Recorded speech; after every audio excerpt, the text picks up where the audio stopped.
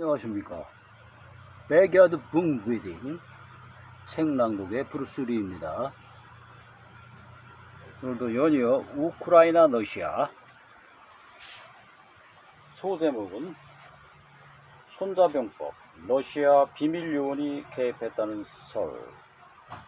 만약 러시아의 비밀요원이 개입한 도난 사건이라면 첩자는 전화기 내의 모든 내용을 검색할 목적으로 USB에 담아갔을 개연성이 충분히 있다. 러시아 첩보요원의 의심을 받았다면 본 여행자가 탑승할 것이란 정보는 눈 감고 밥 씻기 혹은 서서 물 마시기, 누워서 껌 씻기보다도 쉽게 소나기에 넣었을 것이다. 어떻게 알아냈을까? 이건 너무 간단한 일이었다. 본 여행자의 보딩 패스가 변경됐으니 그것이 항공기 기내의 직원들에게도 전달이 됐을 것이다. 내가 탑승할 항공기의 비밀 요원은 공항 내에 러시아 항공사 직원으로부터 업무 연락도 받았을 것이다. 필자의 항공권 변경과 2달용이라는 이상한 자의 낌새를 놓칠 리가 만무했을 것이다. 이는 기내 승무원인 동시에 러시아 첩자에게는 심각한 도전이 됐을 것이며 누구인가 행동 개시를 지시했을 것이다. 이들은 필자의 여행 경로를 의심하고 혹시 이자가 1급 스파이가 아닌가 하고 의심하며 전화기 내 모든 정보를 빼내고자 시도했을 것이다. 러시아 첩보 당국은 만에 하나의 사태에 대비하기 위한 조치였을 것이다. 본 여행자가 스파이라면 우크라이나로부터 모종의 첩보 활동의 지시를 받았을 것이고, 받았다면 어떤 내용인지를 캐내기 위해 전화기를 훔쳐 갔던 것일 수 있다. 첩보의 세계는 모든 가능성이 열려 있다. 누가 알겠는가? 사실상 필자는 비밀 특명 하나를 지니고 있었다. 그것은 바로 양국의 평화의 메시지를 전달하는 특사였던 것이다. 물론 나 스스로 받은 천명이기는 하지만 말이다. 어디 그뿐인가? 세계 평화를 위해서도 마찬가지다. 사실상 누구나 세계 평화를 바라는 마음은 똑같지 않은가? 여기서 궁금해지는 게 있다. 첩자의 처우이다. 대우를 얼마나 잘 해주길래 그리도 별난 짓들을 하고 다닌단 말인가. 손자병법에 이에 대한 답이 있다. 즉 손자병법에서는 간첩은 최고의 대우를 해준다고 강조하고 있다. 그것은 첩자가 한 나라의 운명을 좌지우지하기 때문이다. 또한 첩자의 활동으로 막대한 국익을 가져다줄 정보를 얻을 수 있기 때문이기도 하다. 모택동은 손자, 즉 손무자, 이 손자의 지피지기 백전불태의 원리를 과학적인 진리라고 극찬한 바 있다. 춘추 전국시대에 무명의 농부였던 손무자를 오자설한 인물이 오나라 왕 함려에게 천거하면서 그 집안을 소개했다.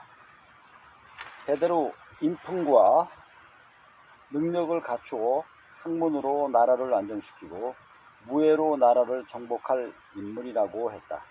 손무자는 모든 위기 순간에 다음 4가지를 강조했다. 첫째, 자신의 강점과 약점을 정확히 이해할 것. 둘째, 난세엔 매뉴얼이 없다. 그러므로 비장군처럼 재빠른 판단과 행동으로 위기 돌파를 강조했고, 곽병거처럼 상황에 맞게 병법을 응용할 줄 알아야 생존을 담보할 수 있다. 셋째, 흔들리지 마라. 자신의 가치관이 무너지고 조직의 원칙이 사라지는 순간에 그 사회는 안에서부터 붕괴되기 때문이다. 넷째, 함께할 동기를 찾아라. 위기의 순간에 도움이 필요하기 때문이다.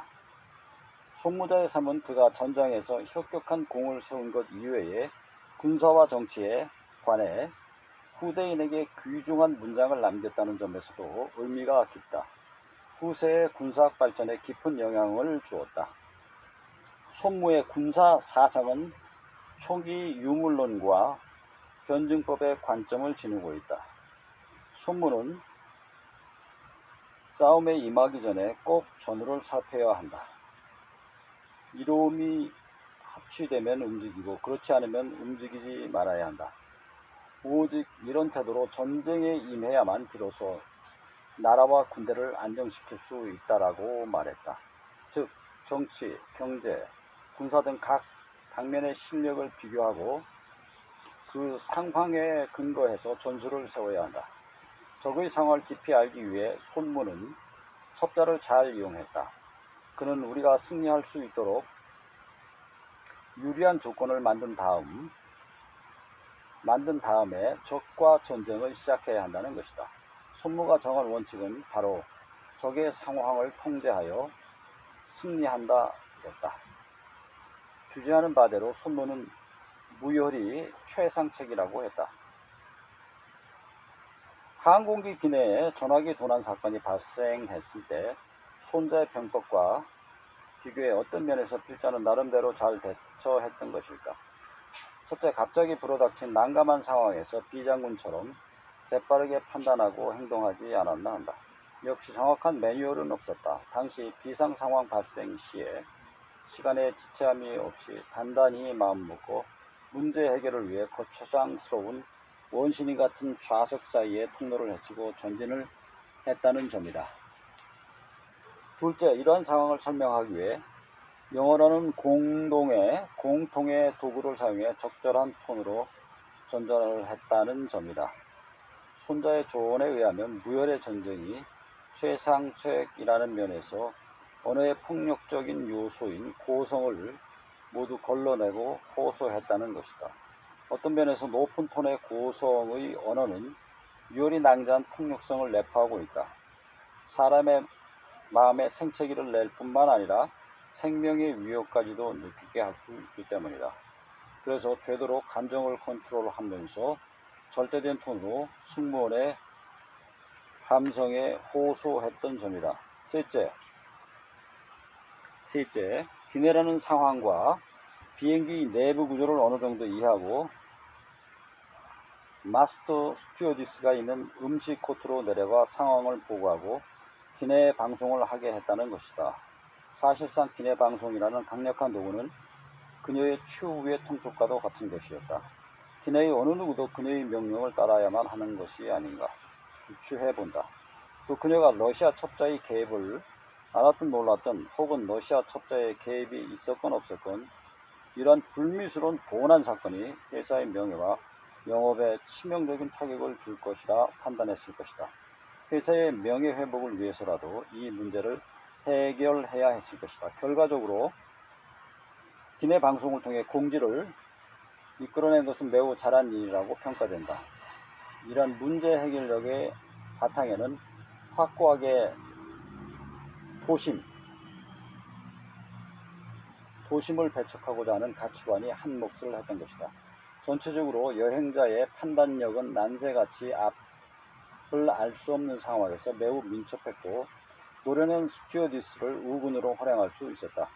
그리고 절도를 부도덕한 행위로 규정하고 꼭 잃어버린 물건은 찾아내고야 말겠다는 가치관으로 흔들리지 않고 밀고 나갔던 것이다. 또 결과론이긴 하지만 노련한 철밥통 스튜어디스를 동지로 활용했다는 점에서도 기내 도난 사건의 해결을 위해 손자병법을 적절히 차한 것이 아닌가 한다. 현대에는 과거의 제국주의가 사라졌지만 근본적으로 변함이 없다. 다시 말해 최고가 누구인가를 가리기 위한 보이지 않는 힘의 대결인 강대국 간의 패권전쟁은 아직도 현재 진행형이다. 즉 미러 중을 중심으로 패권 전쟁이 지금도 삼엄하게 펼쳐지고 있다. 이 패권 전쟁의 토대를 이루는 것이 첩자들의 첩보 활동이라고 보면 크게 틀리지 않을 것이다.